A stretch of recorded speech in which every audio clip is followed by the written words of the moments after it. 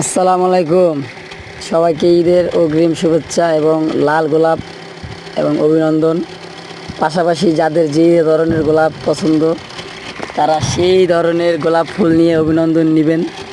আর আমাদের এই পেজটা অবশ্যই লাইক কমেন্ট শেয়ার করবেন এবং আমাদের পাশেই থাকবেন। আর রেগুলার এই ভিডিও দেখতে চাইলে অবশ্যই পাশে থাকবেন। তো আমাদের এই নার্সারিটা হলো কেরানীগঞ্জ, দক্ষিণ কেরানীগঞ্জ। তো অবশ্যই যারা যারা আসার জন্য আগ্রহী তারা এসে দেখে যাবেন। নার্সারিটা অনেক সুন্দর।